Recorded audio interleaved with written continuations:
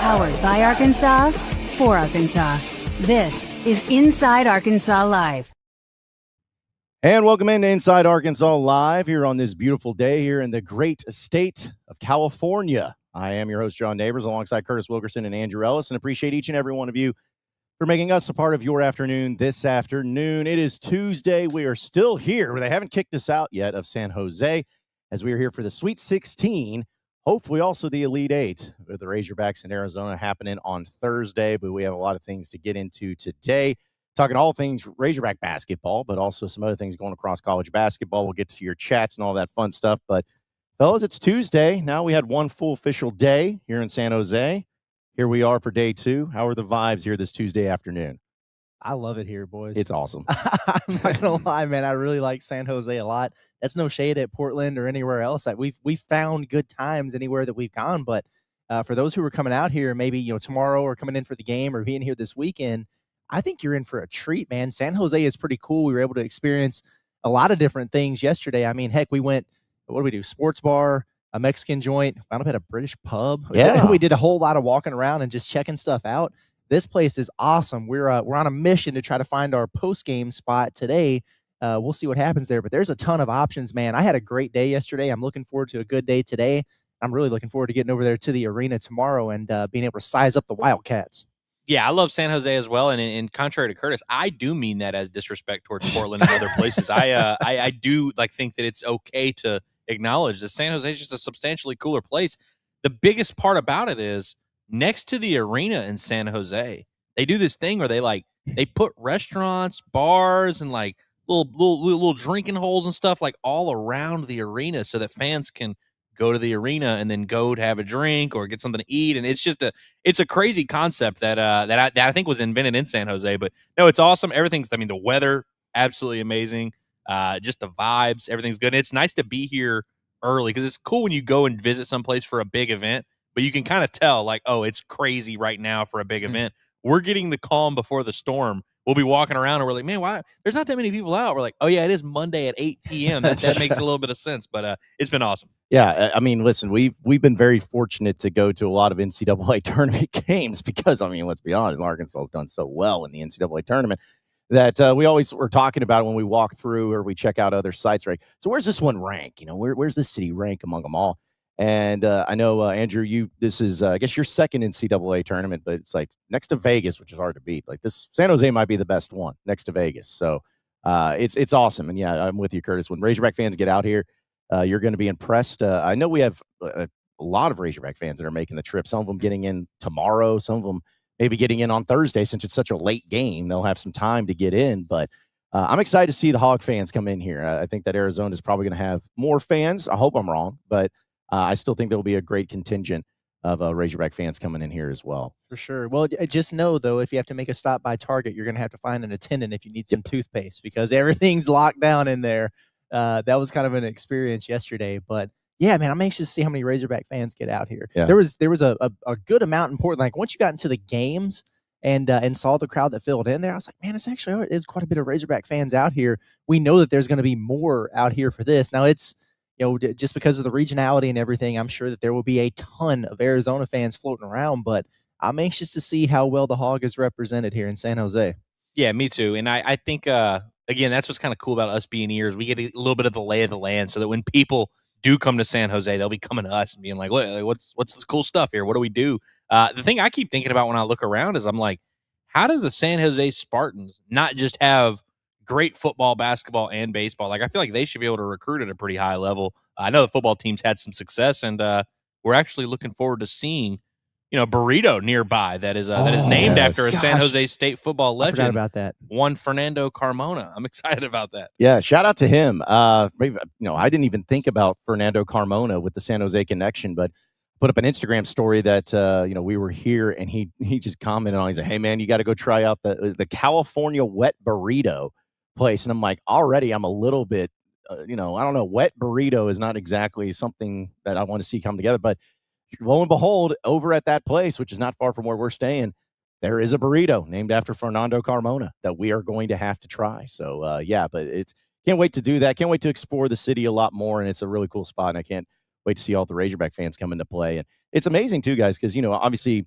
with these few days, not only for us, but just nationally and college basketball wise, it's all right, 16 teams left. You get into, all right, well, look at these matchups and let's look at the coaching jobs. Let's look at these players. Let's look at all this stuff.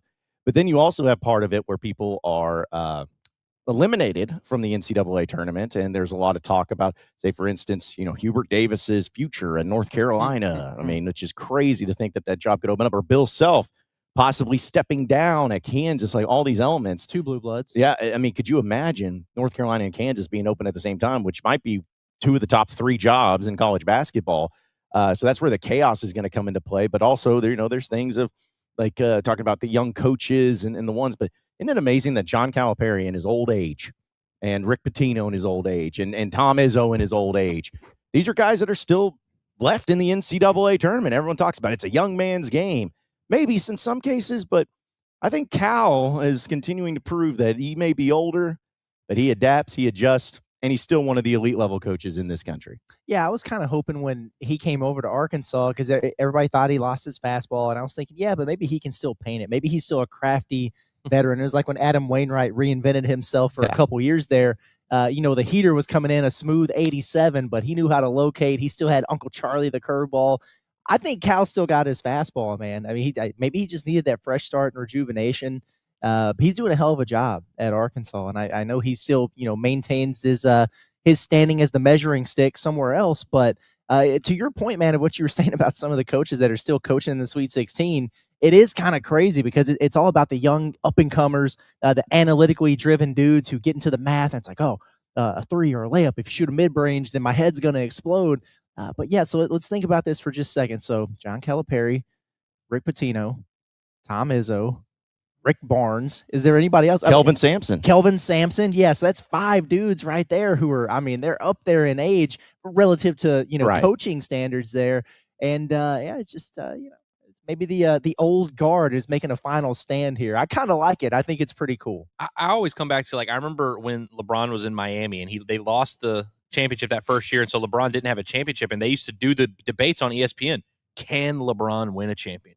And it's like, now that just sounds stupid. Like, anybody who's done it now, you look back and you're like, yeah, of course they could win a championship. But a lot of times the results that happen for these programs or these coaches, was that, were you pointing at yourself? It's just we're on this screen. We do look good on this big screen up here. I gotta say, I've kind of caught myself looking at myself a little bit, but anytime something happens, you just kind of determine. Like, for instance, right now, Tommy Lloyd, I don't believe he's ever advanced past the Sweet 16. So people are doing it where they're like, he's not a past the Sweet 16 coach. Obviously, he's capable of getting past the Sweet 16. All these, John Calipari, he's had every result in the NCAA tournament you can imagine. He's lost in round 1, round 2, Sweet 16, Elite 8, Final 4, championship. He's lost in the title game, won the title game. Literally everything is on the table.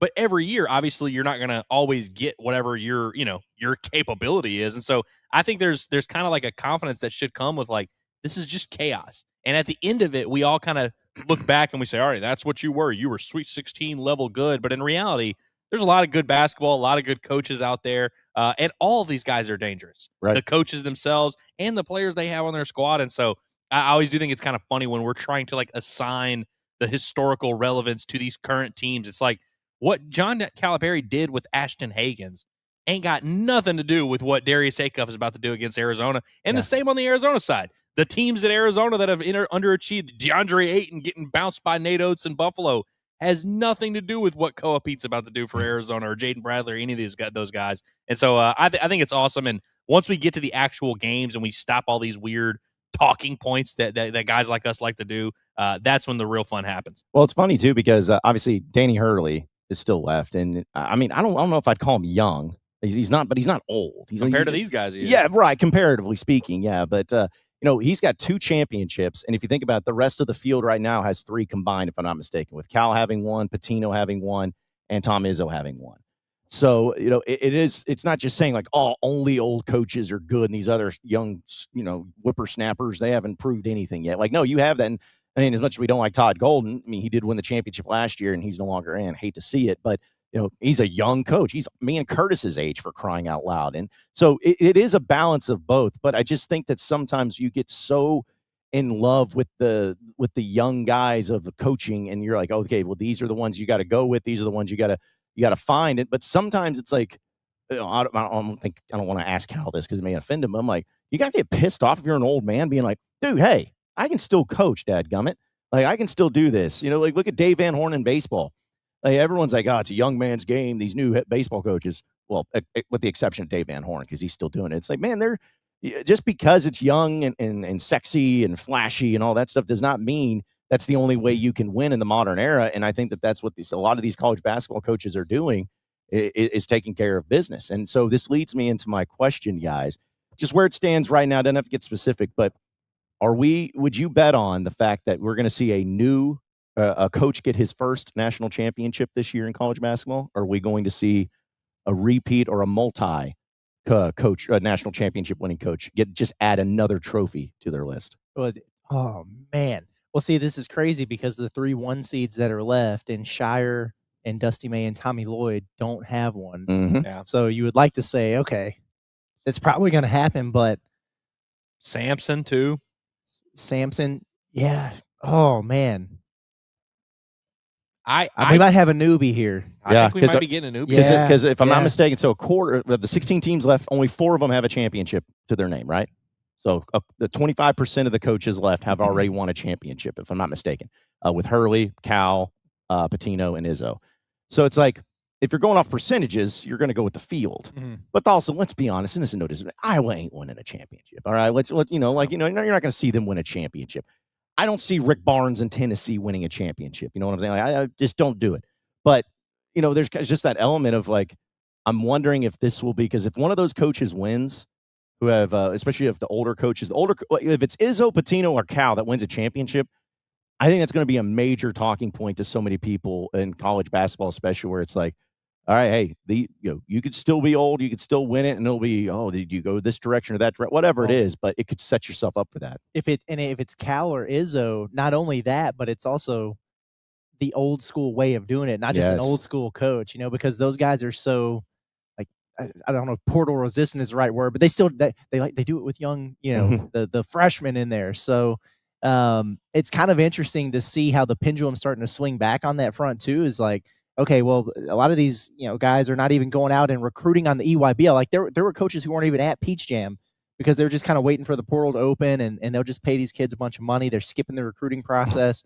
And Cal and Izzo are kind of, and Kelvin Sampson to a degree, like those 3 guys. And it's funny, anytime we hear Cal get on his soapbox, who is he always mentioning?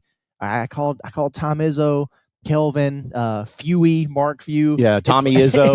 It's just like this exclusive club of old school coaches who are still, stubborn, sometimes to a fault in their own ways here, but it's kind of paying off for them now. So if it was one of those guys, that would be a real statement, because then we'll see that full shift on back to, oh yeah, maybe this is the way to do it. Just the old school way of building a roster. Well, and every league that you cover is a copycat league. Whoever wins the title, every single team. I mean, right now, every college football program is looking at Indiana and being like, what should we do that these guys are doing?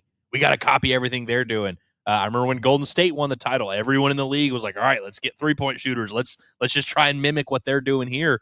Would that happen if an older coach won, where it's like, let's hire an old guy here. Let's see if we can get someone out of the grave to come coach our basketball team.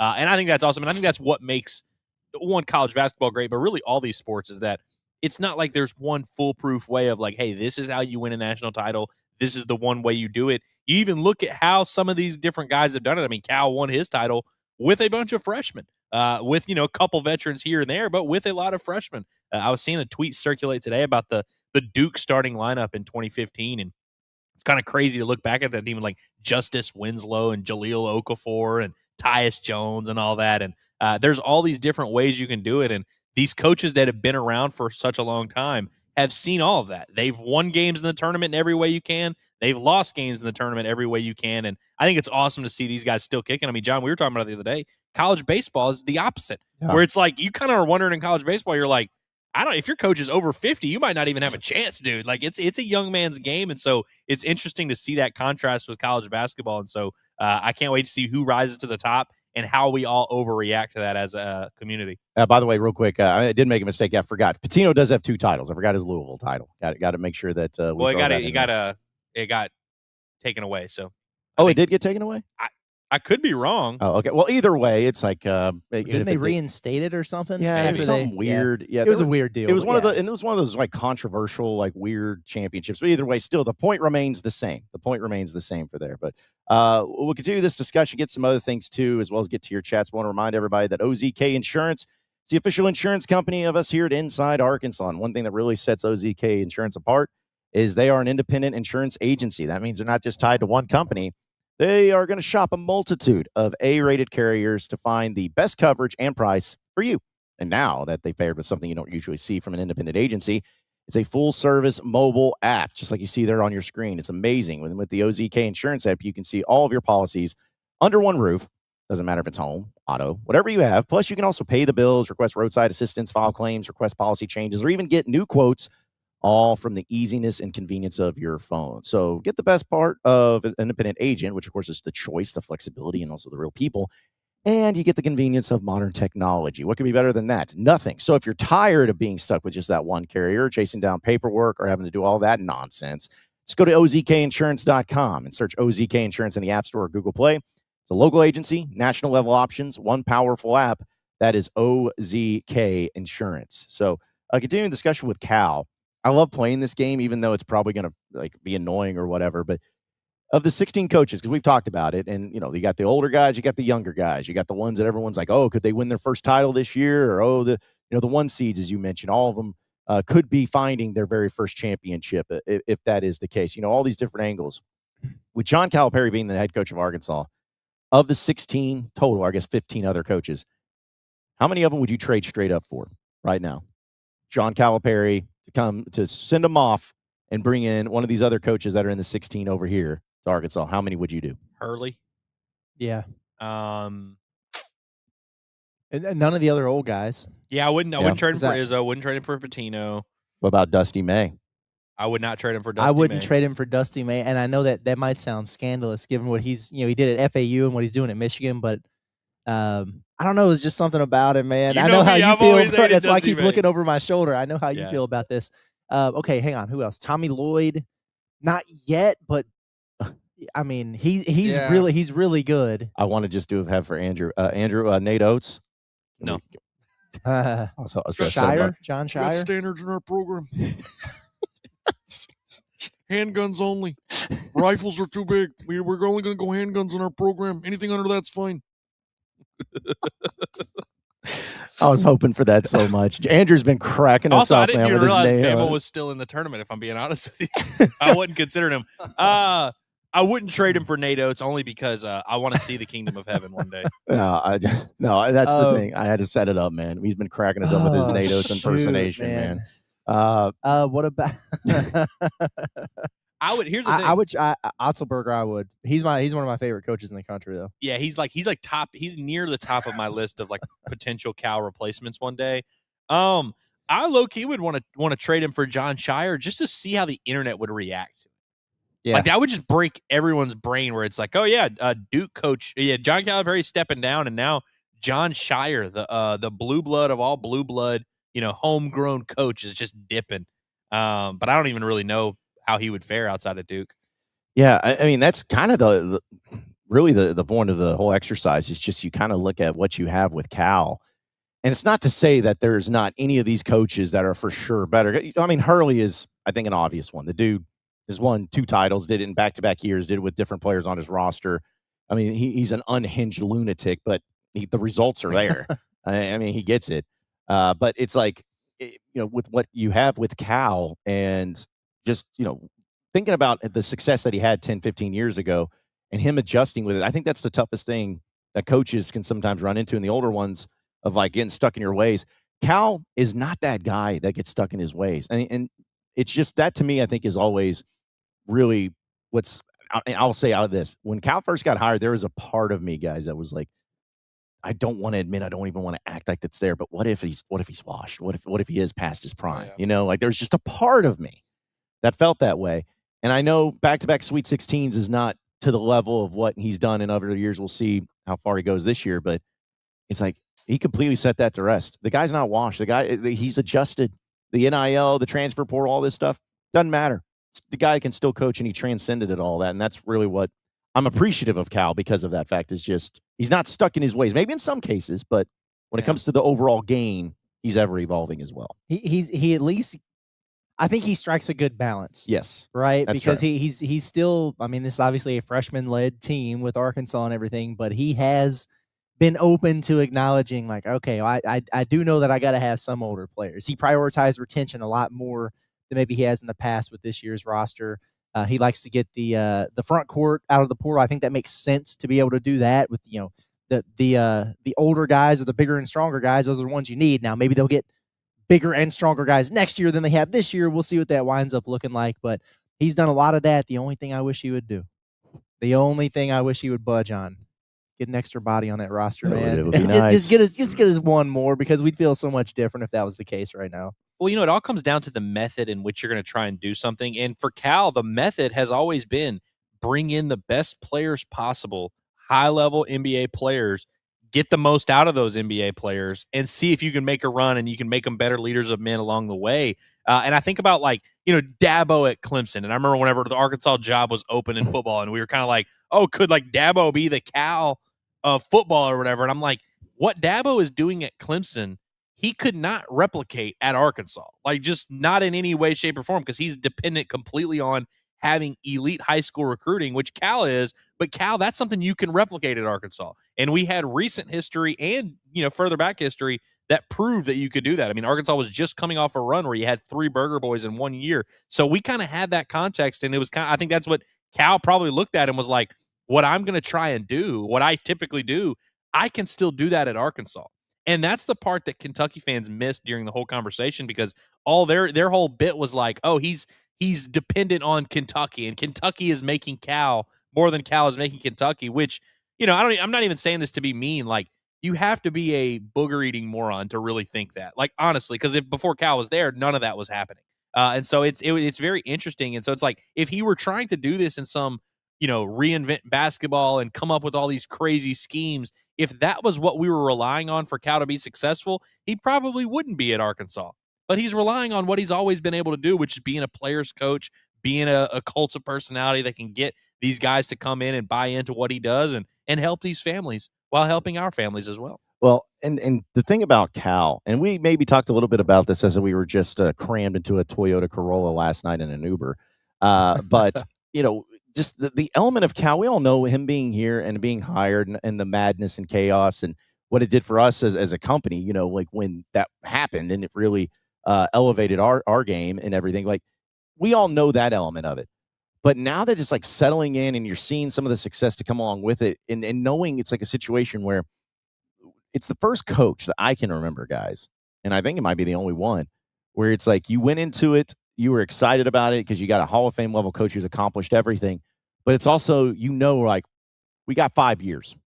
It's not this like, okay, well, if he keeps winning, we'll make him happy. And it's like, no matter what happens, it's a short, and theoretically, I guess in a comparative way, a short-term deal. And I think Razorback fans have always wanted to be like, hey, we want our guy that'll stay here and be all about Arkansas for the rest of his life.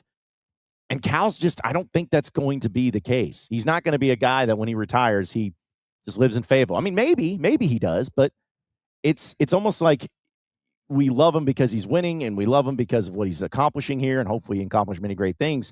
But it's also, you're not ever going to have that full-fledged embracing connection with a coach that has success here, like Hog fans have had with, you know, the Frank Broyles or the Nolan Richardsons or anything like. I just think it's an interesting dynamic because of that connection, no matter what happens. Yeah, yep, I think so too. And honestly, I don't even care. No, I don't either. I don't care. I don't care where he lives. I don't care if he says the word Arkansas, to be honest with you. Yeah. Bring in good players, win a bunch of games, and you're going to be loved here, man, no matter what. But yeah, it is a unique deal. And I feel like, to your point, I think Arkansas fans kind of understood the assignment when Cal came over here. It was like, all right, yeah, 5-year deal. That sounds about right.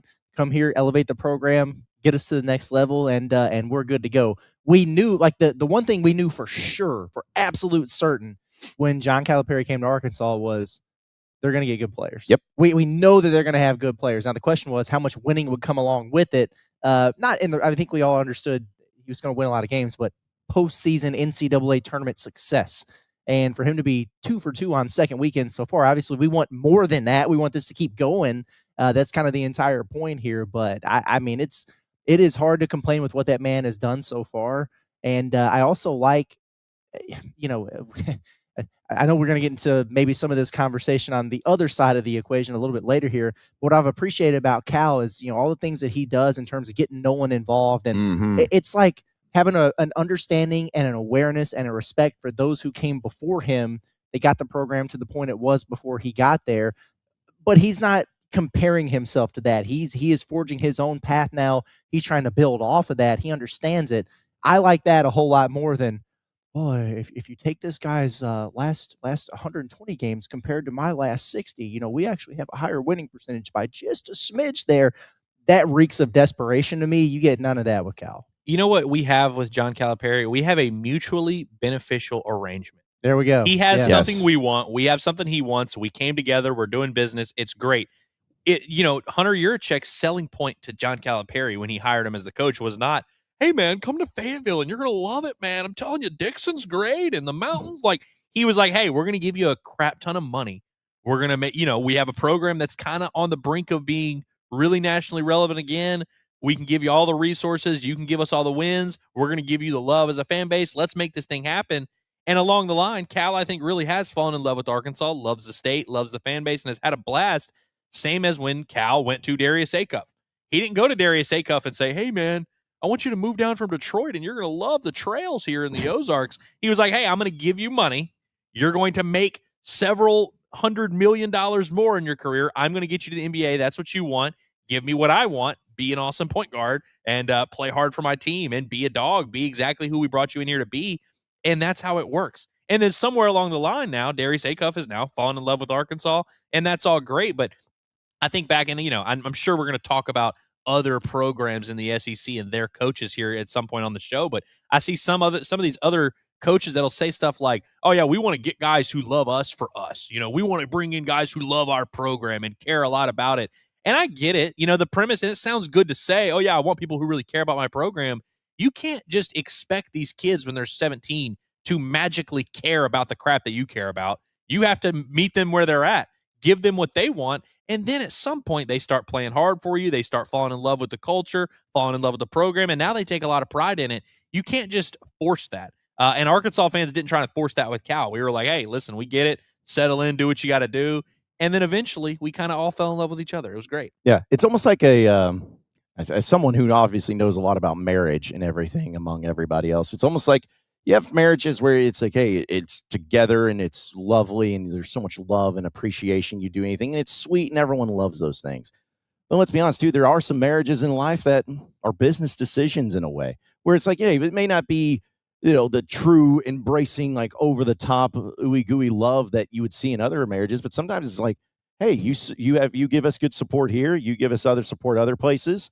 As our camera just went out and we'll have to take care of that real quick, but at least our audio's still going. But yeah, there's some things about it that I think really can change a lot of elements to those things. And that's where it's at right now. So, tell you what, if they don't need to see us anyway. Yeah, they don't need to see us anyway. Yeah, well, I'll tell you what, instead of doing that, how about we tell you about, have Curtis tell you a little bit about Fight House today on the show. Oh, Northwest Arkansas. I know y'all are ready to fight, man. If you are, you got to check out the new Fight House gym. It's Northwest Arkansas's #1 boxing, MMA, and strength training gym built for athletes, competitors, and anyone ready to push their limits. They say Arkansas is sweet in the paint. That's what they're saying right now. They've been at Fight House Gym working out, man. They're getting ready for these Arizona Wildcats. They got a little bit of everything from high-energy boxing and MMA training to free weights, elite cardio equipment, sleds, and cross-training. Fight House Gym delivers everything you need to train at the highest level. Push your body to the edge, then recover like a pro with their cold plunge and saunas designed to keep you strong and ready for more. Whether you're a seasoned fighter or just starting your fitness journey, this is the gym that meets you where you are and pushes you further. This isn't just a gym, it's a mindset. Fight House Gym is now open at 10131 Webbway in Fayetteville. It's exit 58 off I-49. Sign up today at fighthousegym.com or call 951-623-9745 and step inside and bring the fight. There you go. So, yeah, we're back, guys. Don't worry. It was we nailed that. Yeah, I mean, that's what we do. We're pros. We just throw it out. Beautiful. I mean, Curtis knows all about that Fight House. In fact, he probably had more people join than you would have had for me reading it. So you're welcome, Fight House Gym. But we appreciate them, appreciate their coverage and everything there too. So, But yeah, we'll get to your chats, folks. Really appreciate it, and really appreciate everybody tapping in. You can just, we have a real cool element to what we do is seeing exactly like as far as numbers go and viewership and downloads and listenership and all that. And it's just always great when the Hogs are winning, I mean, it's always great to be here and to be the coverage, because I made, a half joke, but also half serious. I'm like, I do not want to come back next week and talk about spring football. I don't want to do it.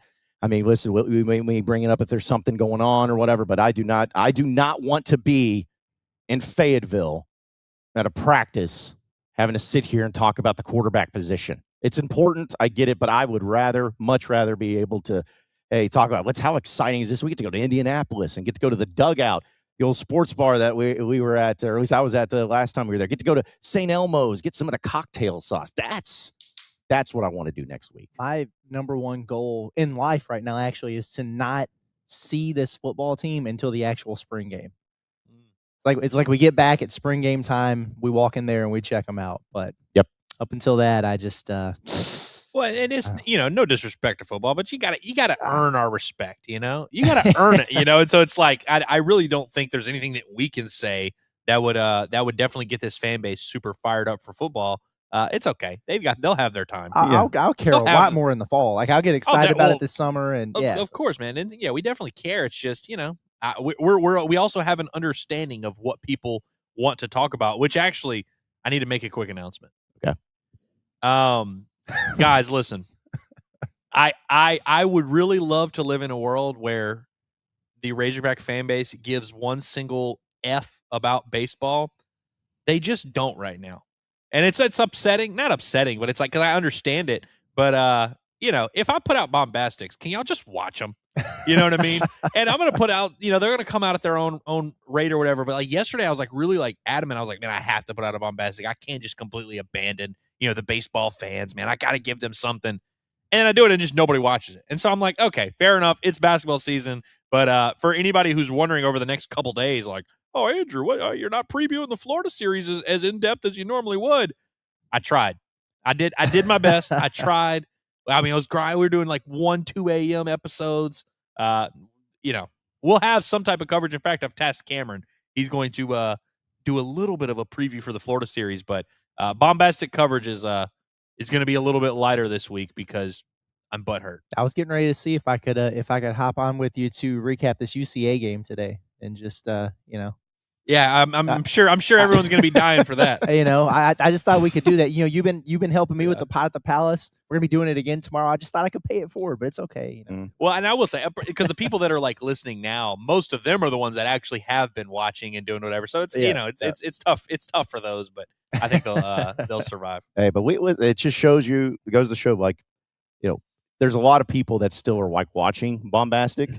But it's just because of all the stuff going on. It's like, comparatively speaking, it's not like, Andrew's getting 20 views. But that just shows you, like, where the excitement is lying, and also, like, what we're doing and the appreciation we have. Because I saw Shep Barrow, he's like, hey, man, I'm tapping in every day. It's like, if you get 900 people watching, that's 900 people more than wouldn't watch. But that's things. Razorback fans, they love all sports. But when there's one sport that's, like, got the attention, they are locked into it, man. And it definitely flips the other way. For sure.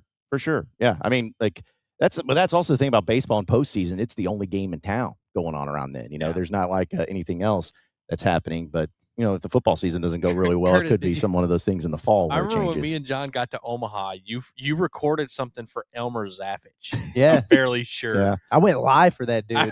I remember us getting to Omaha and finding out we were like, Curtis is going live talking about this Bosnian big guy. Like, what the hell? Bro, I went live for him and Paolo both before I got to Omaha. I was like, that was crazy. Yeah, man.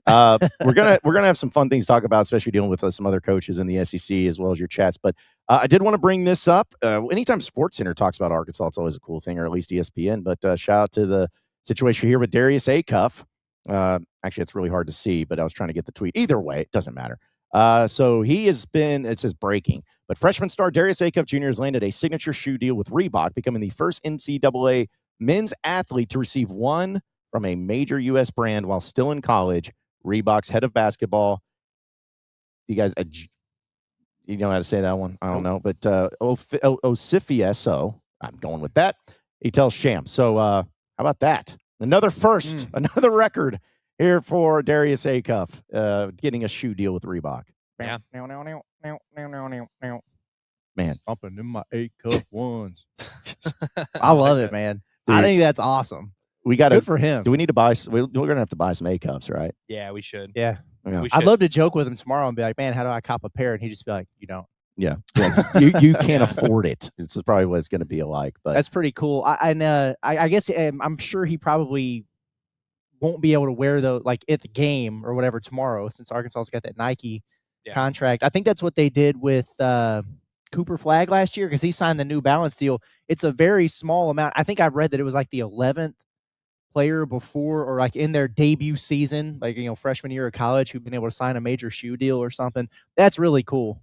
And also, that's a lot of money. Man. Oh, yeah. that man is getting for that. But this goes all the way back to, if you guys remember, it was about this time last year when he was playing in all those showcase events. He was at the McDonald's game, the Jordan Brand Classic, and the Nike Hoop Summit. But it was that Iverson Classic that he was at where he won the MVP and the king of the court and everything like that. And that's where he initially signed on with Reebok. He was there with Allen Iverson and everything.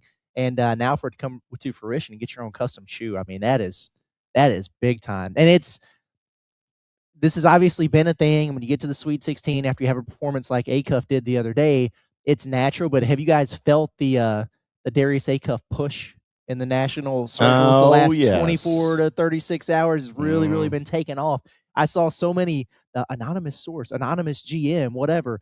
Darius Acuff is high on the Sacramento Kings draft board, and it's just been one thing after another after another. Oh, they've actually got him second on their board.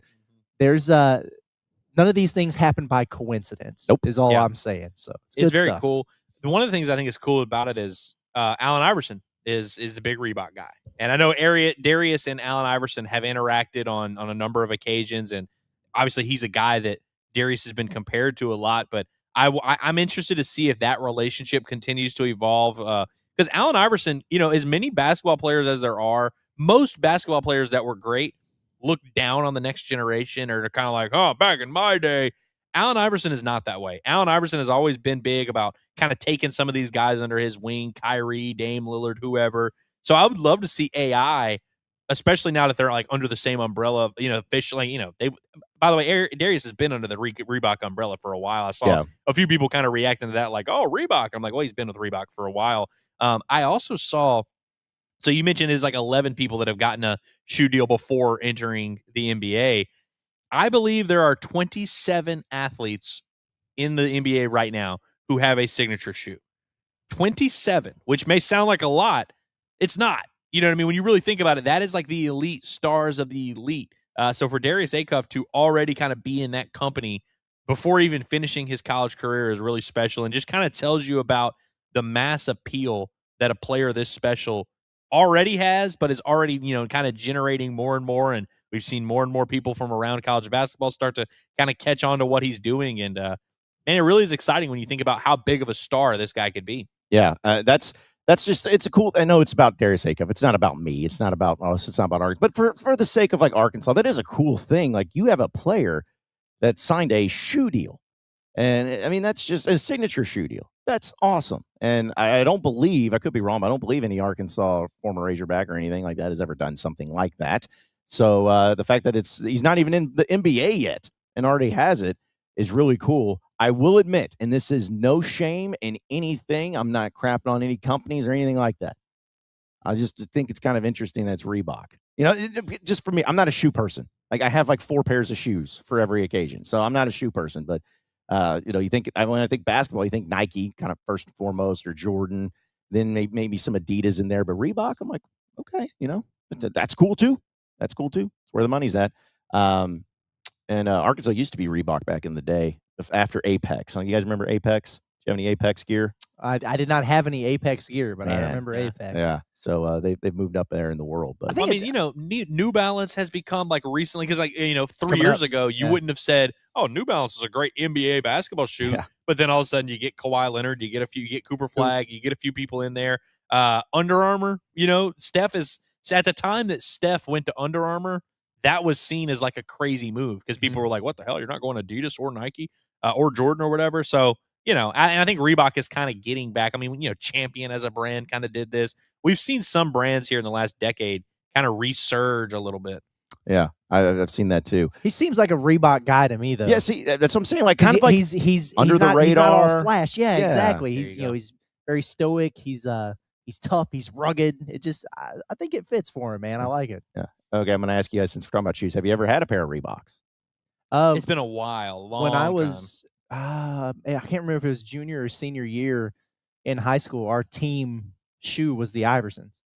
Oh, that's awesome. Yeah, like we were walking around to everybody's house trying to sell them Krispy Kreme donuts. That way we could get them. But yeah, like that. So I have had some Reeboks before. Well, it's funny. Over the course of my life and just growing up as a huge basketball fan, I have had dozens of signature player shoes. I remember being really excited to get some Derrick Roses back in 2011. I've had Paul George's, James Harden's, LeBron's, of course. Everyone's had the Shaqs. If you've been to a Walmart ever in your life. Growing up, you had a little bit of that. I'm trying to think if there was KD. I had the KD 6s. Yeah, I've always kind of been a signature shoe guy. So I will 1000%, unless unless I just really don't mess with the design. I'm almost certainly gonna get my hands on a pair of Acuff. Dude, I'm so lame. I had a pair of Jordans once. That's it. Okay. It's just like, but that's in the Reeboks. The only ones I had was when. Are you saying you're lame for having Jordans or lame for only having one pair?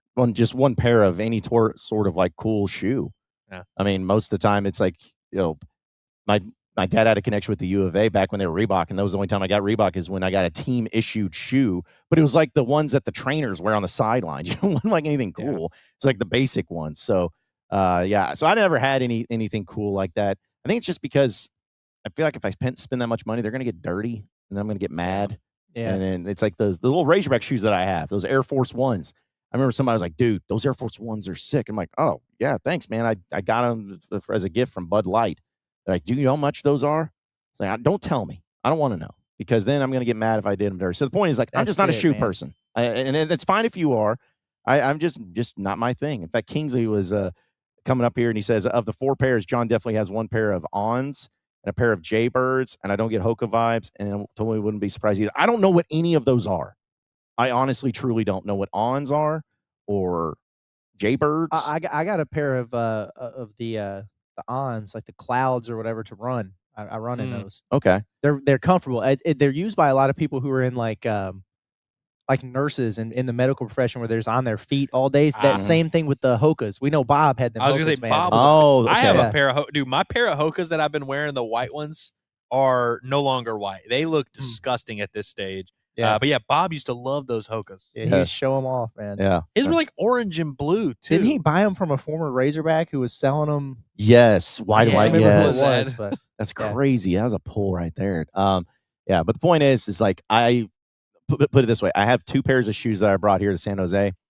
That is literally half of my shoe section. Like, that's it. I mean, and so I got to work on that. Maybe Acuff will inspire me. We were talking about Heelys the other day when we were walking around. Yes, Heelys. Yes, we should get some Acuff Heelys. Yeah, used to have some Chacos and some Sperry's as well. Like, yeah, Can you imagine Jordan Smith Jr. signs a Heelys deal next year? Oh, dude, that would be cool. That would be a pair of shoe that a type of shoe I would buy for sure. All right, folks, we'll get to your chats again. We'll play this thing. We'll talk about the whole comparison stuff in a bit. But I do see a lot of people getting in on the chats, which we really appreciate. But I want to remind everybody, our guy Shark and Saw, man, dude's awesome. We love Shark and Saw. His name's actually Derek Madden, but we don't call him that because Shark and Saw, it's his alter ego. It's his superhero name, and that's what we're going to stick around with and go with, because he owns a company called Mad Labs Code Studio. It's a small independent studio where they focus on thoughtful, long-term software work rather than these quick disposable builds. And they work closely with teams who have already had software in places for your different companies that you may have. And this could be something where it's a small company, a large company, doesn't matter, but they do high-level things like customizing websites and web apps. Trust me, if any of you have ever tried to start a website and doing it on your own, it's a pain. There's so much things going on. There's so many things you got to learn when it comes to coding and making it look just right. It's a lot of work. Well, don't have that happen for you anymore. Don't waste any more time. Have our guy Shark and Saw help you out. He's also going to have internal tools, dashboards, admin systems, system modernization, refactoring, and he also has the ongoing support and improvements over time. So if you want to change some things, adjust some things, do all that, They're going to have you taken care of. Fully custom builds on those websites. There's no templates. There's no page builders. It makes it extremely gifted to you as far as how you're going to have your website build, and it'll be awesome because like, people are going to see it. They're going to be, hey, this is different than anything I've ever seen. So you're going to get your money's worth for sure. And the best thing about it is you get a free 30-minute strategy call. If you just scan that QR code right there on your screen, or you can click the link in the description below, it'll set you up with our guy Shark and Saw, so you can talk to him for free 30 minutes to say, hey, I need this, I need that. He's going to help you out with it. So shout out to Shark and Saw. Shout out to Mad Labs Code Studio for making it possible here on Inside Arkansas. So, all right, let's get to some of your chats, folks. Super chats get read first. We all know the rules. Shout out to Sam Pittman's hip as we cover our faces here on this chat. Yeah, shout out to Sam Pittman's hip. Thank you, Sam Pittman's hip. 30 bones. I don't know if, we have a lot of different defaults for people giving super chats. I don't know how many times you just get 30 straight up, but we appreciate it. Have a beer on me, fellas. Hog fan in Florida that made the trip to Portland. Holy crap. Wow. Yeah, hopefully he didn't drive. And brave the High Point student section on Saturday. Oh, yes. This is the guy I think this is the guy that DM'd me the picture of him just being the one Razorback fan in there. Yep. Only guy in the red and sea of purple. Thanks for all of you do for the Hog fans around the country. Thank you, That is man. awesome. That's really funny, man. Yeah. I've been in that situation before at a Missouri football game at Missouri where I just was not paying attention to where I got tickets and was with a buddy and was in their student section. And that was a lot of fun. Good on you. And we will have that beer. Thank you. Yes. That was the huge blow, like the blown lead. It sure was. It was when you really knew that Burt wasn't going to work out. Yep. Yeah. Yeah. Yeah, but don't ever say that you felt Arkansas was the better team going into the game, but Missouri still won. Do not say that. No, because you're gonna careful. you're gonna get in a hype video, and Eli Drinkwitz is gonna be calling you out by name. Good grief. Shout out to Hickory Hog. Appreciate you, man. Says, what's good, fellas? Been MIA during the lives the last few days due to spring break obligations. Understandable. But still been tapped in. Does Arizona have any chance to hang with the Hogs? Nope. Woo pig, Darius Acuff Jr. What does spring break obligations mean? Does that mean you have to take care of the kids? That means you're getting crazy. Yeah, I guess that means his kids are in the house. Yeah. And as any parent knows, the worst thing that can happen is your kids being in the house with you. Is he? Instead of at school. Yeah. He is a parent, though, right? I don't know how old these I'm people assuming, are, but I don't know. I'd say if he's a college kid, he's just like, yeah, we're down here, and I don't know where the college kids go these days to spring break, but yeah, maybe he's going to Panama. Yeah, PCV, doing that for MTV Spring Break '99. Maybe something like that. But we appreciate you tapping in, especially with your obligations in spring break. Shout out to Lane, appreciate it, man. He says it's funny hearing mainstream media guys say Acuff is that dude. He's leading this team to a Final Four.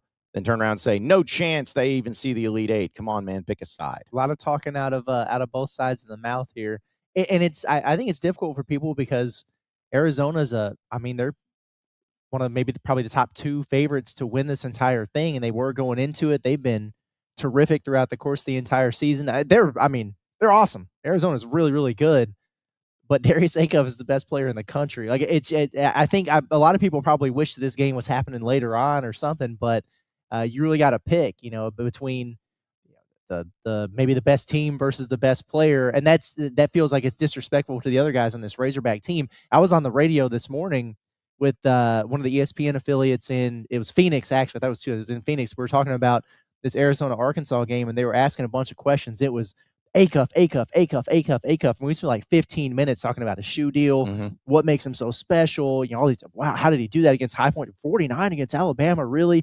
And then the very last question was, so who else do Arizona fans need to be aware of? And I took him right to the break. I was like, let me tell you about Malik Thomas. And this is why you should be worried about Billy Richmond. Oh, by the way, Trevor Brazile, he's the guy you see on SportsCenter every night. So I got it all in there. I'm trying to educate him a little bit, man. But eyes are very, very much on Darius Acuff, and rightfully so, man. He's awesome. To Lane's point, I think there are a lot of people nationally who are like, okay, Arizona should win. They will win. They're the better team. If they don't, that just means Darius Acuff carried Arkansas and he just beat him by himself. How cool would it be? I know we would all sign up for the Darius Acuff 41-point win over Arizona or whatever, but how cool would it be for Darius to just kind of have a ho-hum 21-5, and then Arkansas to still beat Arizona because Malik Thomas hits 6 threes, because Trevor Brazile has 17-9, and all those things. That I think would be the most satisfying, because then Arkansas fans could be like, no, you guys are all worried about Darius Acuff. We got a squad full of Hogs. Yeah, exactly. Exactly. And also, too, it's about like the A-Cup thing. I get it. I'm not resentful of it, but it's just always so fun where we have known about A-Cup. We have seen A-Cup. We've talked about A-Cup. We know his greatness. And then it's like on the national stage in the NCAA tournament, suddenly people who didn't care or didn't watch Razorback basketball, which is not a bad thing. It's just, there's a lot of other things going on. They're kind of like, oh, crap, this guy's actually really good. It's like, who is this kid? It's like, it's just some of them are just now getting it because of the national landscape of the NCAA tournament, which is what it does for not only just teams, but for particular players, too. Shout out to Cubs fan. Appreciate the super chat. He goes, thanks for all of the coverage, fellas. Y'all are the Darius Acuff Jr. of reporting. I'll take that. I'll take that right now. That's high praise. That's the nicest thing anyone's ever said to us. I'd say now, shoe deal incoming. If you want to hit us up, Reebok. Shout out to my mom, Mary. It's not her birthday yet, but will be someday. Happy someday birthday, Mary. We're happy. I like the way this is. Shout out to you. Yeah, it's not her birthday yet, but it will be someday. Hopefully, you know the day. I appreciate Cubs fan for a lot of reasons. One, for being a great member, giving us super chats. We appreciate that. Tuning in all the time. He also, I saw him in the comments saying that he was like, hey, I've been tapped in on all these bombastics. And he's got the great cowl with the Cubs jacket as his profile picture. I always appreciate that. Yeah, that's electric. If anybody wants to know why, I don't know, like the random Arizona, whoever tennis girl is that just got put in timeout, the reason why it happened is because if you're going to troll and do the Arizona is going to win this game, it said Arizona's eating whole hog barbecue. This is a Blue Ember establishment. Oh, yeah. Okay, so you could have at least got the barbecue joint right. We'd have let you stick around for a minute. That's disrespectful. Yeah, we're going to put you under the ban hammer for saying such things. All saying that you're going to whip our ass, that's one thing. But disrespecting our barbecue joint? Come on, man. Yeah, no. This is not acceptable whatsoever. Shout out to official Ricky the Fifth. Yes. Says, we met him our the guy other day. in the parking garage. Yeah. That's right. Okay. So, because he talked about his username, because that was one of those things.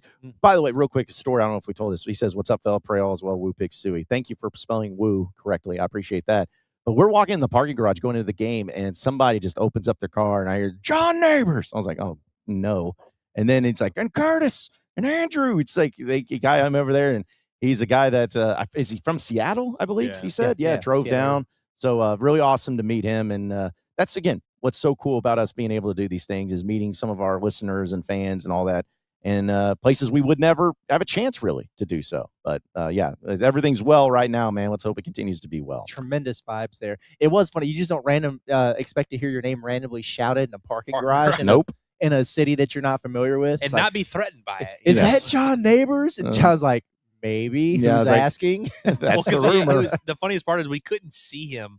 We just heard his voice for about 10 seconds there. Yeah, I know. I'm telling you. Okay, I'm going to fix this camera real quick. If you guys want to react to, I can say this, Gage. Like I says, Curtis, have you seen Anton Bonke from Charlotte? Okay, I'm pretty sure. Let me just pull this up in real time, but I think that's the huge fella that just hit the transfer portal.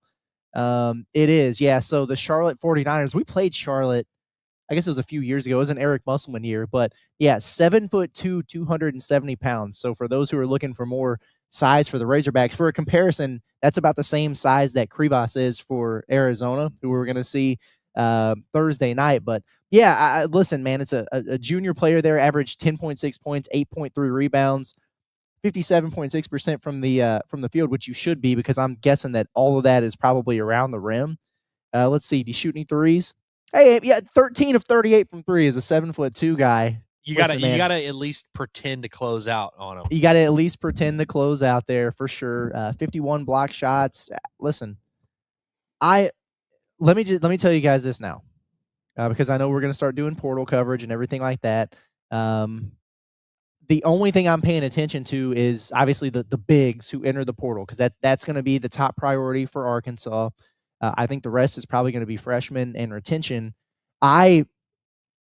Go get a dude like this. Like I'm fine for it. I haven't done enough research to know if this is going to be like a top end player in the portal or whatever. It's a huge body with some production. Cool.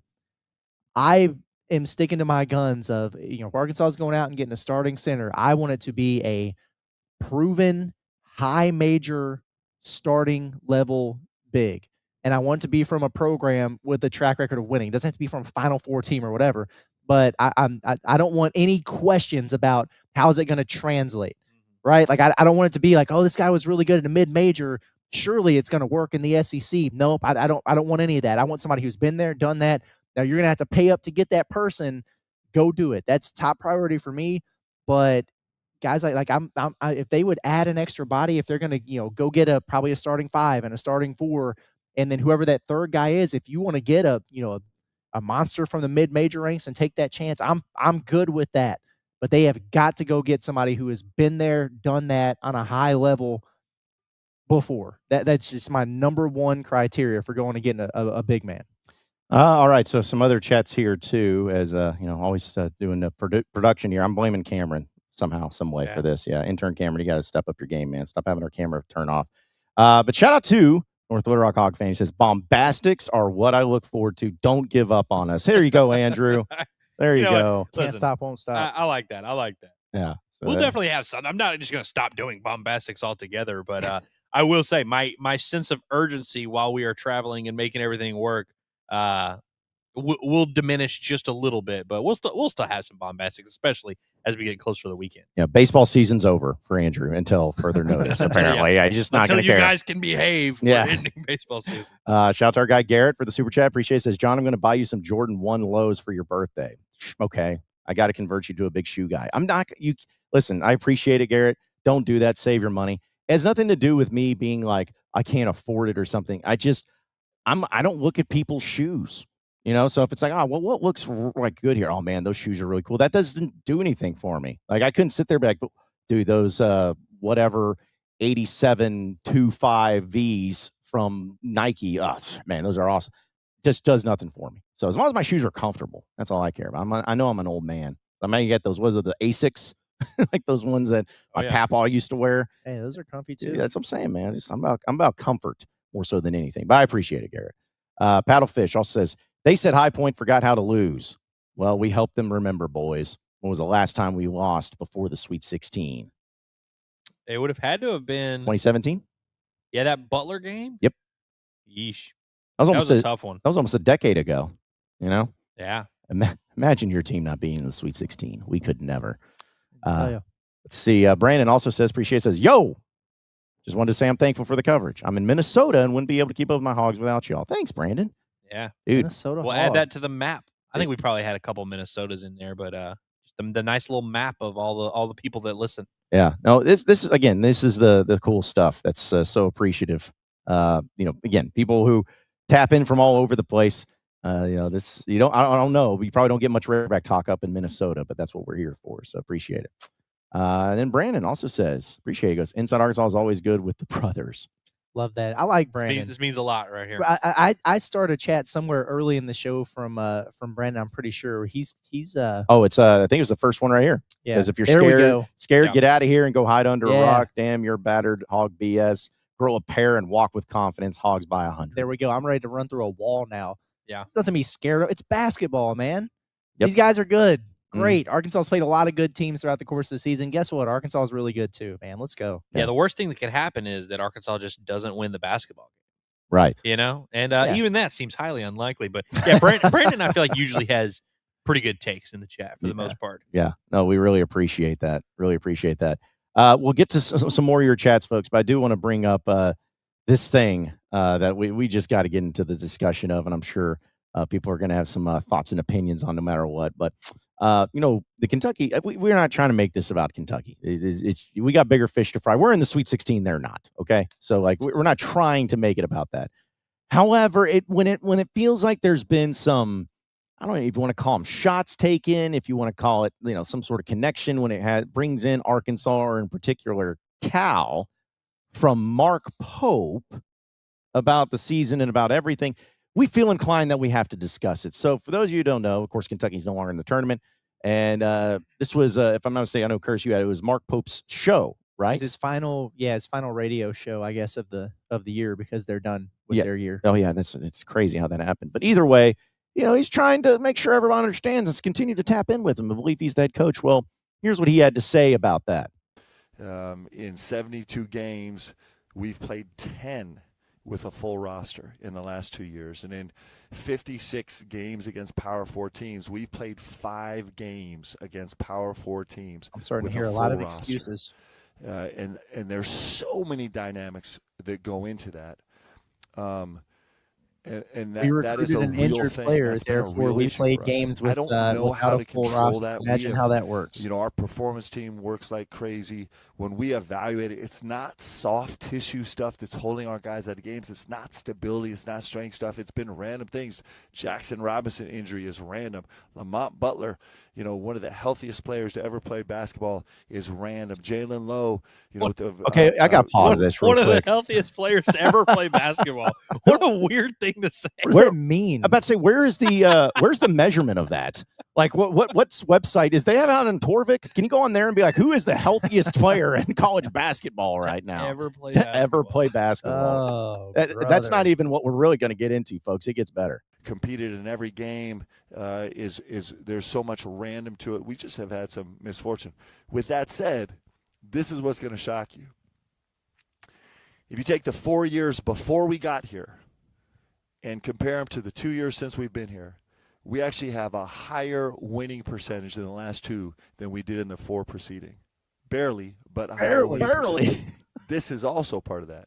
That's with all these injuries. In the last 2 years, we've played the hardest strength of schedule in 2-year period in the history of Kentucky basketball. So not only did we win at a slightly higher rate than the previous 4 years, but we played a schedule that was rated 13.55 average in the last 2 years compared to the 4 years previous at an 8.76. That's that's in the realm of almost 70% more difficult schedule. Oh, wow. And so in those ways, listen, I'm not talking about meeting the standard of where we're trying to get. Clearly, you we can't did not say do that, standard but we're anymore. making John progress. Calipari's your standard, my guy. Yeah. There's no more ducking the allegations here. The measuring stick for Kentucky basketball, it's not BBN, the standard. We hang banners for national championships. No, your standard is John Calipari. That's the only thing that matters to these dudes. Well, and his standard is John Calipari's worst 4-year stretch of his entire coaching career. And that's not an exaggeration. Like his last 4 years at Kentucky, that's what Kentucky fans yell about. And that's completely valid to be like, oh, well, his last 4 years at Kentucky weren't great or whatever. That's fine. But then you can't use that as your measuring stick and be like, well, we're slightly above. And they had to include cherry pick had to include that year where they went 9-16 or whatever during COVID or whatever, just to include it. Like, you're slightly above the worst stretch in Cal's tenure, which caused you guys to run him out of town.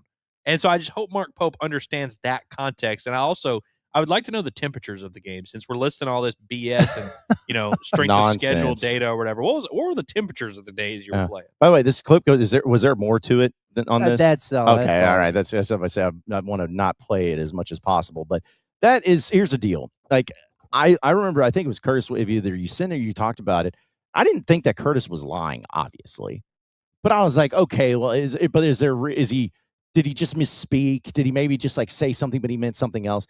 No, this dude is reading off of a piece of paper that was probably handed to him by somebody. One of his assistants is like, here are the reasons why I'm actually a good coach. Here are the reasons why I'm actually doing things. And then using the years in the way that you did, just to make sure that you didn't include the year or two before all that. And then using the term barely. Yeah. This is awful. This is awful. This might be the new low point of the not able to cope, the comparisons, the nonsense. I should say I'm shocked, but I cannot believe it. They stooped, in Mark Pope in this way, stooped this low to try and justify why he's a good coach and why he's still the man for the job. This is disgusting. It reeks of desperation, man. And I get it. Like at this point, obviously, a lot of folks over there are not happy with the way that these first 2 years gone, particularly this year. I mean, they had a good year last year, but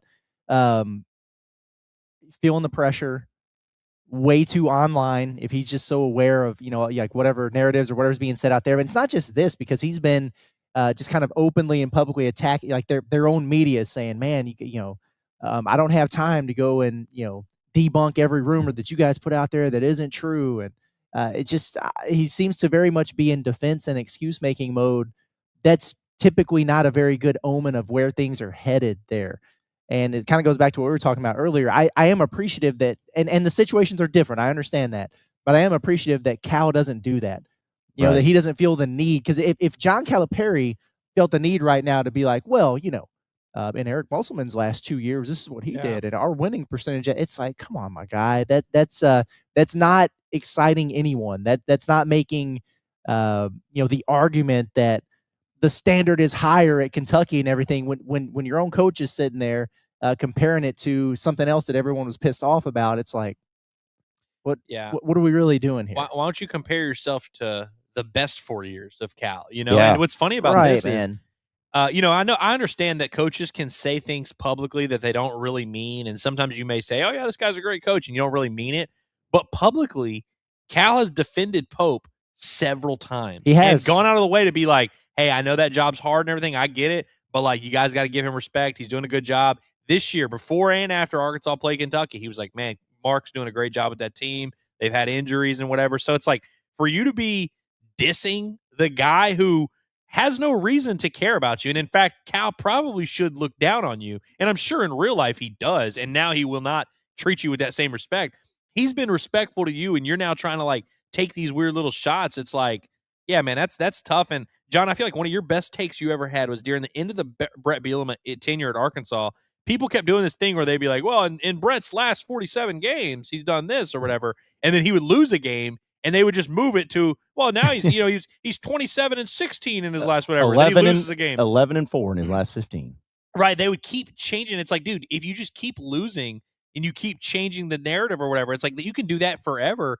When you start looking back, that tells me as a coach, you're not confident in what you're about to do. Because if you're really, what you should be doing is being like, hey, we're about to load up this offseason. We're going to make adjustments. We're going to do what we got to do.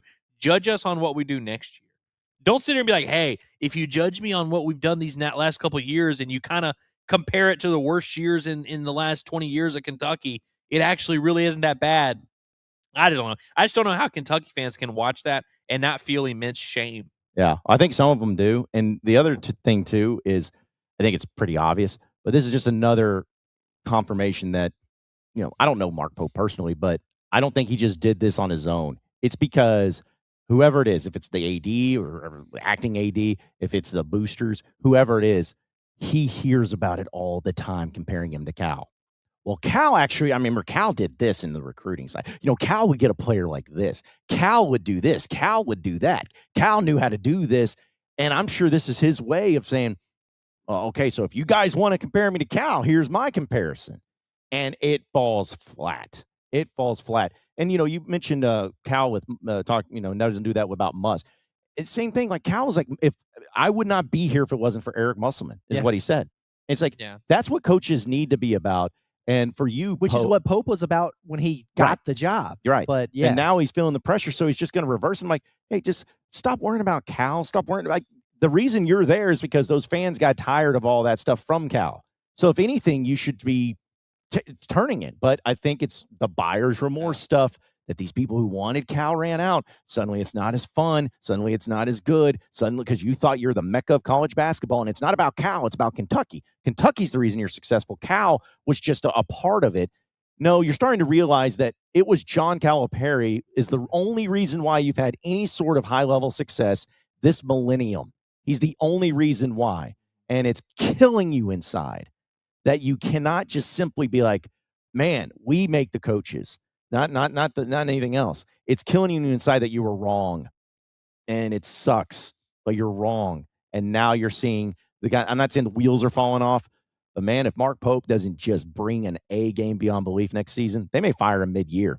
And then you're going to be like, well, Billy Donovan, let's go get him again. It's like it's just a disaster. And it's just stupid that you're still bringing up Cal. It's one thing if fans do, even media do, but when the head coach is bringing up Cal, that's disgusting. Agreed. That's bad. That's tough. You're not in a good spot when that's the case. He also, I don't know if it was in that clip or not, but he did the thing, which I get it. He's like, we did beat Cal and Rick Pitino, like as two of the coaches who were just previously here or whatever. Yeah. You did, and hey, those were both. It was probably Kentucky's best 2 wins of the year, and good on them for doing that. I would trade that L for still playing basketball right now 100 times out of 100. And so, like, you can say that because obviously he understands the tenor of a situation, so he's trying to pull anything he can to get back in some good graces. And actually, it wasn't so bad, and it's worked. I've seen some of that, but it's like I don't know how well that holds up when both of those guys are still coaching right now, and you're not. Yeah, no, it's tough, and I think as a fan base, because as a coach, you're not always going to have success. You're not always going to win. You're not always going to reach your high expectations. But when you get into a bad stretch as a coach, is whenever you try and convince your fan base that something bad that just happened was actually good. And that's when Sam Pittman ran into trouble at Arkansas, because there were times early in Sam Pittman's tenure when he'd lose a game, he would be like, man, this is, we hoped we were going to win. Our expectation is winning. I apologize. I'm upset that we lost. Like, I'm ready. I'm just as upset as you guys are. I'm embarrassed as well. Let's make sure this doesn't happen again. Let's move forward and stuff like that. And that resonated with the fan base. Anytime as a coach, you start trying to defend your own track record and you're like, no, actually the season that you guys just had that you all experienced and was actually the worst experience of your life, it was actually good. And here's why. That's always a losing battle. And I think it's extremely telling that he's resorting to that. And also, too, because I know we'll move on from this, guys, and get to some more of your chats and some other things, too.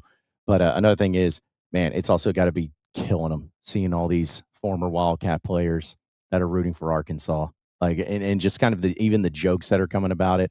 Tyrese Halliburton, I believe, right, was the one who's like, I was texting them all about it, but I forgot they're Arkansas alums now. Or that's got to be killing them, too. It's just knowing that these players you love so much. And that's fine. Hey, listen, everyone's got their thing. But seeing that they're like, oh, yeah, Arkansas. Wait a minute. You're saying that they rooting for Cal and not Kentucky? I thought it was about Kentucky. You're coming to the realization it's not about Kentucky. It's not this Mecca. It's Cal. Cal is the reason why you were successful. So a few more chats here, too. Really appreciate everybody tapping in and hanging out with us. And let's see. Brandon, super chat from Brandon. Appreciate it. Says, I'm calling it now. 89-87 Arkansas, WPS. I'm speaking it into reality. Speak it into reality. I like that. I don't know if my heart will be able to handle that, but I'll gladly take it. Dude, my heart would definitely be able to handle an 89-87 win over a 1 seed. No, like that. It's more of the after. It's kind of like the leading up to it. I mean, y'all, I think you all saw how stressed I was against High Point. It's like it's just I can't handle that stuff, man. Knowing what it could be, but either way, yeah. Let's take that win. And then we got. I guess this is an Arizona fan that keeps saying this. He gave a super chat. So Crazy Cats. AZ Gatos Wildcats Locos. #1 Gatos Locos Forever Homes. Gatos, make Gatos the cat. Oh, that's what that means? Yeah. Oh. Crazy Cats. And then it's is that a cat and then a down and cactus? I don't know what the emojis are supposed to mean, but either way, thanks. Cactus is the Arizona thing. I don't know about the down arrow, but yeah, it's like cats down on cactuses. You guys go down on cactuses? That's crazy. Oh, that's wild, crazy. man. I don't know what to tell you. Yeah, on that I like that I've seen a few Arizona folks pop in here. That's good. That's what we want. Leading up to this game, I like the banter and a little bit of trash talk. It's good stuff. I see in the chat that Chompy's very much like, oh, you guys were, in a war with High Point. How are you ever going to beat Arizona? Well, I mean, you were up 4 on Utah State with like 5 minutes to go. I mean, you wound up pulling away. You know what good teams do? They take care of business and they win in the end. But let's not act like you guys weren't free of a little bit of drama there. You're also not very far removed from a program as losing as a 2 seed to Princeton. Oh, I forgot about that. Yeah. I mean, hey, you've underperformed your seed like in what each of the last 4 or 5 years since Tommy Lloyd took the job. It's a hell of a team. You guys are awesome. Yeah. What's Arkansas's record against Arizona in basketball all the time? 6-2. Oh, crazy. It's about to be 7-2. Also, Chompy.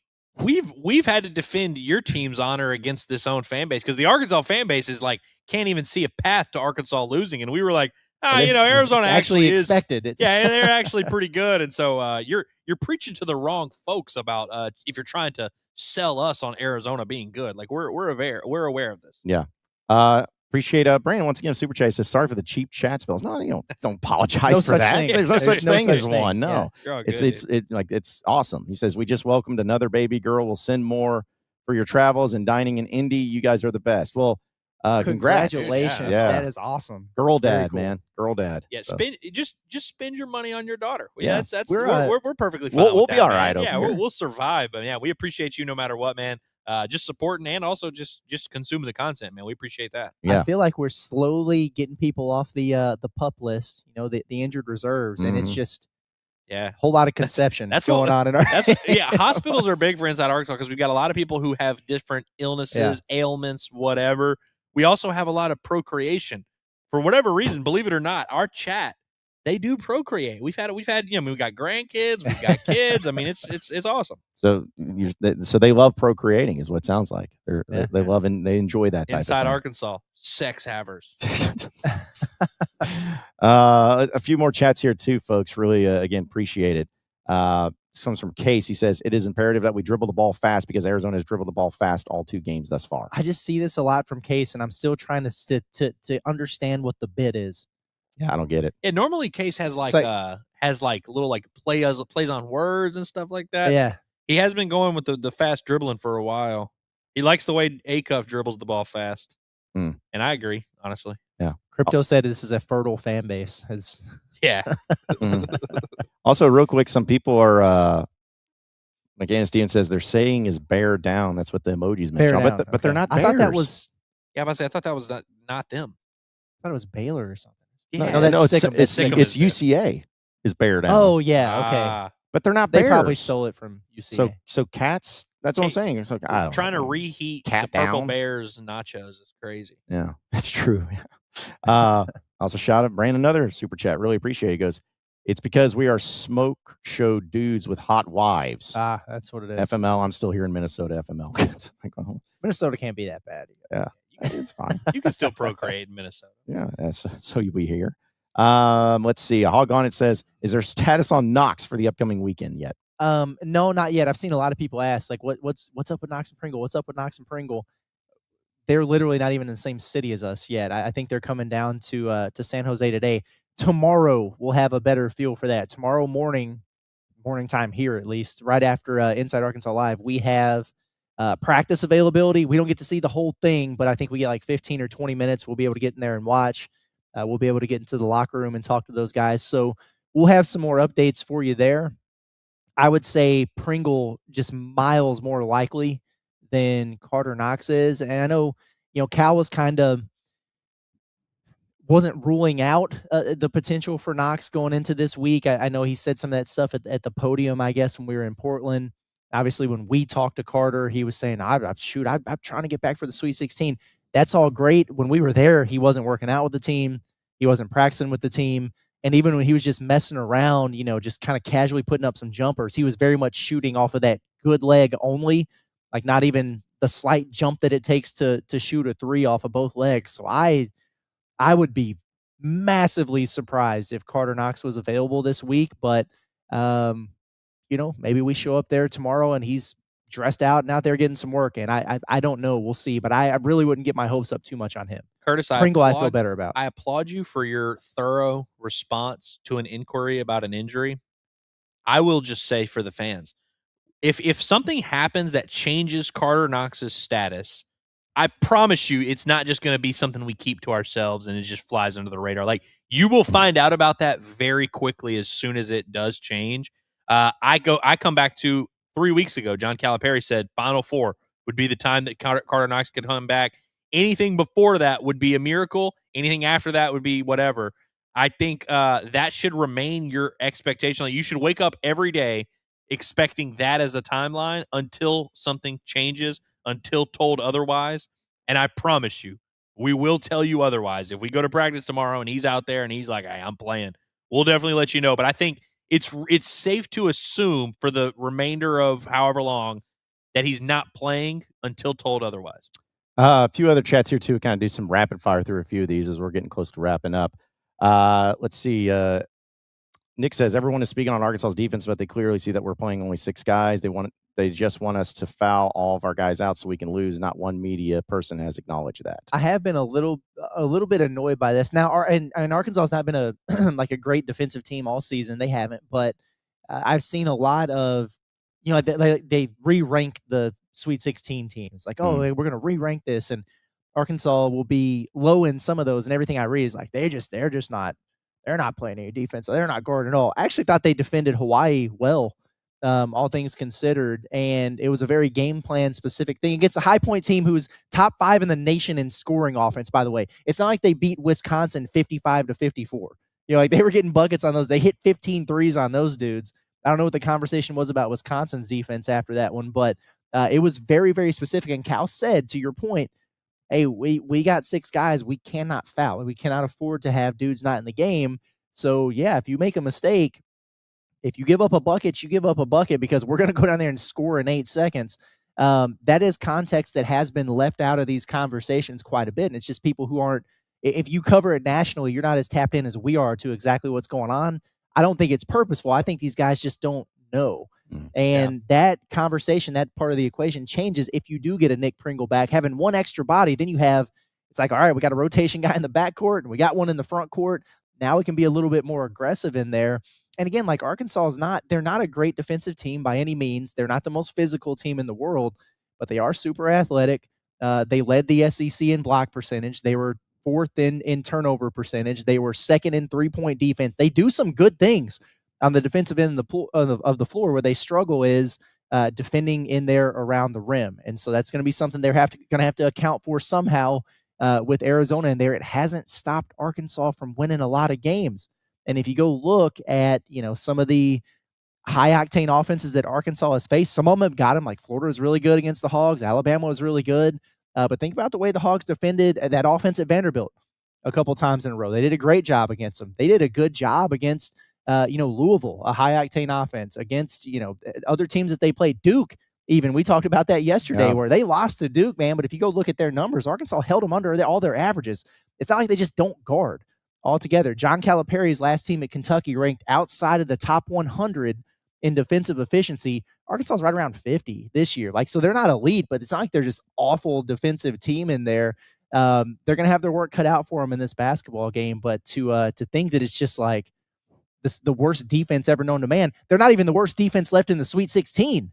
Alabama's well below them. There are 3 or 4 teams in this field still that are ranked below Arkansas defensively, and I'm not hearing all this consternation about them. So it's kind of weird. I feel like if Arkansas is not going to beat Arizona, it's going to be because they couldn't score. They couldn't score enough. Now, obviously, they're going to score enough. Like they're going to score a little bit, but it's like that's like that. Arkansas does not go into games being like, "Hey, we need to get X amount of stops. We need to hold this team below whatever." However much you're scoring, you have to hold the team below that. If Arkansas scores 90. They're going to try and hold you at 88. If Arkansas scores 86, they're going to try and hold you at 82. Like, I know that sounds like a very simple, obvious thing, but it's like, I think Arkansas kind of, like I've said all along, is like they have a very good feel of what they need to do in a given moment and in a given game. And they seem to kind of rise to the occasion. And down the stretch in that High Point game, Arkansas got a lot of huge stops, a lot of huge plays. Billy Richmond can come up with loose balls. Trevin Brazile can block shots. Malik Ewan blocked 4 shots the other day. DJ Wagner on a given possession can really get into a guard's shorts a little bit and get after him. It's not like it's an Arkansas team that just is incapable of playing defense outside of Acuff. They kind of just pick their spots wisely, which with 6 men is kind of what you have to do. All right, a few other ones here too. Real quick, Justin said, like John said this morning about how he wouldn't trade Cal for nobody. I agree 100%. Yes, I know, and that was something I never thought I'd say in a million years, but here we are. Let's see. Heartbroken Hog says, I'm sure Cal is glad to have fans that actually appreciate him again. 1,000%. I imagine so. Yeah. 1,000%. Steven says, my gym is in Montana. We got Montana people here. He says, but if I come back to Fayetteville, I'll drop in for a session talking about. We got a lot of Montanas lately. We met a couple Montanians. Sounds cool. Montanans. Yeah. In Portland, we did. Yeah, because wasn't it in Oregon? Aren't they called Oregonians? I think that's what it is. I think it's Oregano. The Oreganos. Yeah, I don't know. Let's see. David also says, I'd listen to 24 hours of Andrew MMA coverage rather than listen to 1 hour of spring football talk. That's pretty good. Yeah. Hey, I am going to be watching Saturday through my fingers because I think Israel Adesanya might get slept. Oh, no. A little bit worried. Kingsley, hope you're doing well, man. He says, Curtis, after seeing Elmer for a year, do you think we'll ever see a meaningful minutes from him, or maybe it was just a favor for a favor situation for Cal or something? Here. The latter, and he's a big fella. Here's what I will say about Elmer. He has gotten so much better since he got to Arkansas. Like, we talk about this, but I remember at like prime time at the Palace and some of those early exhibition games, he couldn't dunk the basketball in warm-ups with what they were doing. Like, it was ridiculous. But he's gotten more explosive, a lot more confident in there. He's just moving quicker. He lost a lot of weight since he got here. I know he's still a big fella, but No, probably not. He's got so far to go to be a SEC level athleticism that you need to be able to move laterally the way that you need to, and then just the speed of the game, the understanding of concepts and everything like that. I That's not going to be a part of the equation. It's not like Arkansas is going to go into next year or the year after that, even if he sticks around, going, okay, well now we're comfortable. We're going to put this dude in the rotation, and we're not going to go recruit somebody else. Who knows? Anybody can work their tail off and find their way into a good position, but right now, I wouldn't be expecting much there in the foreseeable future. Appreciate the super chat. Corey sent it twice, but we appreciate it. He didn't have to do that. He says Allen Iverson is the vice president of Reebok basketball, and he also had this chat, but then put it up there. So you got it twice, but thank you. Yeah. But yes, the fact that I'm sure that's an angle that plays into it all. Of A wise man said on this very show that was like the coolest part about this whole Reebok deal is that he's the next generation's Allen Iverson. That's right. Yeah. Sharkansas, appreciate the super chat. Also says everyone should watch the Acuff Reebok interview. So yeah. I actually haven't watched it, but I plan on watching it. All right. A few quick ones here, too. James just says, I think he says, have you noticed Ewan wears the loudest shoes on the team? His shoe game is good, I would argue. I like some of the shoes that he wears. Acuff, by the way, I know, don't want to get him in trouble with Reebok, but he was wearing some Nikes in the High Point game that were it was like the flashiest shoes I've ever seen him wear. They were like, I think there was like some gold on them maybe, but they were like very shiny. And we were very up close, so me and Curtis could spit on them and look at them a little bit. But they were nice. They've got, you can't even, just so you guys know, you can't even walk around in the Arkansas locker room when we get in there to be able to do these interviews, because they have this huge ass trunk that is just full of everyone's shoes. Mm-hmm. Like everybody has their own compartments there. It's got their name and number on it, and they've got at least a couple pairs of sneakers in there, and it's kind of ridiculous. I'd almost like venture to say maybe it's on purpose that they just put that massive thing in the middle of the locker room while the media is going in there. Like maybe just to make it a little bit tougher to get around. I don't know. I was very tempted to ask any of the players. I was like, hey, just give me the worst pair of shoes you have in your locker right now. Just give me the ones you're never wearing again. I'll take them. Let's see. Also, where was it at? Just missed it. Where? Oh, it says from Courtney. Could we claim that we had the best season out of all SEC teams now that Florida's out and we won the SEC tourney? No. I think you gotta go further. Like I think if you end up being because I mean, there's how many SEC teams are there? Three left. Yes. Four. Oh yeah, I think Texas. If you're the last SEC team standing, then I think you really do have that. Like if you go to a Final Four, then nobody, like even Florida fans wouldn't argue with you. Like, no, we actually had a better season. Mm-hmm. Yeah. Also, shout out to Fred. He says, I just had some Blue Ember. Good stuff. Good. Nice. Appreciate that, Fred. It's good. Appreciate them. Philly Hog fan says, do you like doing the show more from the Airbnb or Spirit of 77? Spirit of 77. Yeah. It was good vibes there. It was awesome there. I will say. The great thing about here is, I mean, we've got great internet. It works. It's an easy setup, and we don't have to worry about toting our stuff all over town. But yeah, like when we get closer to game day and everything like that, we like to be out and about. When the people are here, you want to be amongst them. Yeah, and we are hoping Thursday that we're going to be able to get out and do a little bit of a pregame show for everybody to come out and see. But yeah, on days like today, it is nice that we just have a place that we can just set up shop. Internet's good. We'll probably be at the arena tomorrow, I guess, because like as soon as the show ends, we will walk straight in there and be able to check out practice. Yeah. So. Yeah, looking forward to that. Let's see. There was Filthy Tom just says Andrew is funny AF today, enjoying Cali trees. No, I haven't dabbled in any of that stuff. I mean, listen, I it's not that I wouldn't dabble and I'm above it, but it's like we haven't what are we stopping at dispensaries? Yeah, I thought about it in Portland a little bit, but do they have dispensaries out in Cali? No, I'm sure they do. I will say. I know that's not what he's asking about. Right? That's not what he's asking about, but I have enjoyed the actual literal trees that we walk by. You don't see those types of trees in Arkansas. Also, Courtney says, how do y'all think we should address Arizona defensively after watching the Utah State game? I think you should force threes. Yeah, and they're kind of similar to Arkansas in that they don't shoot a bunch of threes, but they make them at a pretty good percentage. When it's there, they'll take them and make them. But I do remember in that Utah State game that I thought they were shooting it pretty well from three, and it was one of those sideline interviews, with Tommy Lloyd in the middle of the game, and he was like, "Why are we shooting so many threes? Like that's not what we do." They don't want that, and it's probably because they're so dang good, getting downhill and getting to the rim. They're probably going to have a heavy emphasis on that because they're going to want to, try to get into Arkansas in terms of foul trouble. So it's going to be a tough assignment. I do think just in general, the faster Arkansas is able to make this game, the better. That's not that Arizona doesn't play fast, especially on offense. They can be really good in transition, but getting up and down is going to be, the key to the game for Arkansas. How do you overcome a disadvantage that you have in terms of strength and physicality? Utilize your advantage when it comes to length and athleticism. And I mean, they got a 7'2", 270-pound dude in the paint. Run him up and down the court. I think that sounds like a pretty good idea to me. That's going to help Arkansas defensively. I haven't really seen a whole bunch of Arizona struggling with turning it over a bunch and not being able to handle a press really well. But I will say they didn't like it at all when Utah State did it in that game the other day. Arkansas, they're selective when they break out the press, but I do think the more aggressive they are with it, the better. And they just got to be more willing than they typically are to help down in the post. Like if they're going to throw it in there to the big fella, you can't just let him go one-on-one. That's going to be a major problem.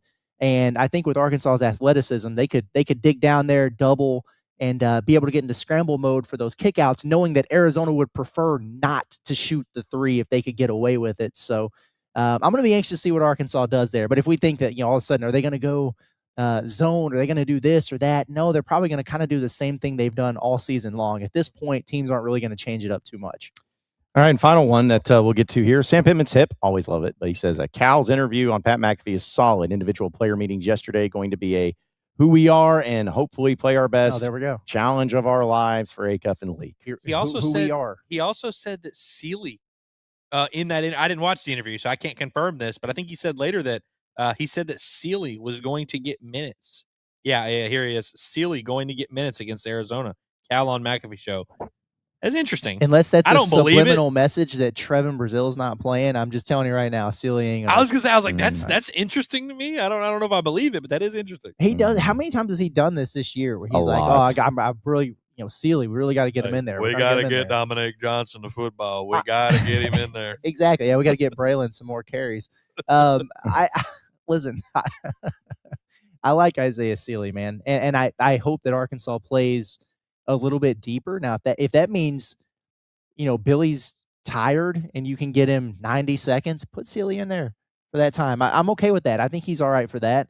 If it means somebody gets 2 fouls, put him in there. Why not? You know what I mean? But unless there's something else that we don't know about from an injury standpoint, there's just no way at this stage when he's just been so willing to play with 5 or 6 guys that all of a sudden he's like, oh, now we're going to get Isaiah Sealy in there in a Sweet 16 game against Arizona. Yeah, it's also, and I mean this with love, if Isaiah Sealy gets minutes against Arizona, it usually means something is like a negative almost. Something's happened. Yeah, something bad is going on. And that's not a knock on him. But right, it's exactly. True, man. We're 36. This is the 37th game of the season that we're getting ready to get into. And so if this is the time where it's like, okay, we're going to expand the rotation, he's in there, then yeah, there's something going on that we don't know about. I need to go listen to that Pat McAfee interview. I have not listened to that yet. Cal always, his Pat McAfee interviews, I feel like are always good stuff. Yeah. Just like our really good camera that we just got. Yeah, it's been a little bit up and down here today. It's on me. It's on me. I'm trying some stuff. I'm not going to blame. I was kidding when I was blaming intern Cameron. I don't know what you were doing right before we started, but that loud noise here in the Airbnb. Yeah. So I thought it was just something coming from outside because of all the jackhammering, but then I looked over at you. You had this look on your face. You're like, don't worry about it. Yep. I don't know what that was. It's like Q Branch over here from James Bond. I just got stuff going on all the time that I'm just trying to make work, but it's perfect timing. Should have just ended it before there. So, yeah, Kingsley, it's a Sony. What of it? All right. Come on. So either way, it's on me because it's a setting. It doesn't matter. Y'all don't care. Either way, it's a perfect ending and wrapping of the show. So, guys, final thoughts here on Inside Arkansas Live from today. Yeah, I mean, keep hanging out with us. For the love of God, will you guys watch the Bombastic, please? What are we doing here? Yeah. Check that out. I am getting ready to gather a few more notes and then take a tour of a different area of San Jose and record some Pod to Palace to get out to you guys. I know, like we do the coffee club thing. I know that, and that's a lot of fun. I'll probably put it out a little bit earlier though, because I like having that out there when we're here. I don't want to wait until bright and early in the morning. So if you get a pot at the Palace later today, understand there's probably not going to be one at 5 a.m. So if you need to wait and listen to it then when you have your coffee, do that. But I want to get it out there, and the main reason being, I'd like to get this one out early because we're going to have so much coming for you guys tomorrow. So again, like if you're not subscribed to the Inside Arkansas YouTube channel, do it. Turn those notifications on because we'll have locker room interviews, we'll have practice footage, we'll have a reaction from the SAP Center. I still like calling it the SAP Center. I think it's cool, but be on the lookout for that. Yeah, I'm excited. Appreciate you guys for always tuning in, and whether that's Pot at the Palace, even the Bombastics, whenever you guys get bored and one of you that. Seriously, we appreciate you guys rocking with us no matter what. If you're coming to San Jose, because I know we had some people that were able to go to Portland, some people that weren't, let us know. You got to let us know. We'll try and keep you updated on where we're at. But if you are anywhere near the area, we want to hang out. We want to be able to see as many Hog fans as we can. So looking forward the next couple days to seeing some more familiar faces around town. Yeah, looking forward to it, folks. Again, we're here all week, and we're going to be bringing in on all of our contents. And so let's continue to make it a great one. And we appreciate all of you, appreciate all of our sponsors for helping us out and making it possible for us to come out here and to give you all this coverage of the NCAA tournament, Sweet 16, and hopefully Elite 8, and hopefully beyond that. So really appreciate everybody. Also, I guess my final thought is just that Ben Keller says, I'll donate $500 to see Andrew hunt down Champ and dog walk him live. So, Andrew, you have now a challenge. I'm going to go out on a limb and say Champ is not the type of person that like gets out and about and like actually interacts with humans, if I had to guess. So, I'm down to do it, but I don't think I'm going to get the opportunity. Well, there you go. There you go. Appreciate everybody listening in, watching it. Be sure to subscribe to us here on Inside Arkansas on our YouTube page. Check us out on social media at Inside Arkansas as well. You can also follow all of our audio podcasts wherever podcasts are found. And that'll do it for us today. For Andrew Ellis, Curtis Wilkerson, intern Cameron, I am John Neighbors. Same sports show, same sports channel tomorrow afternoon. Have a great rest of your day, everybody. We'll see you then.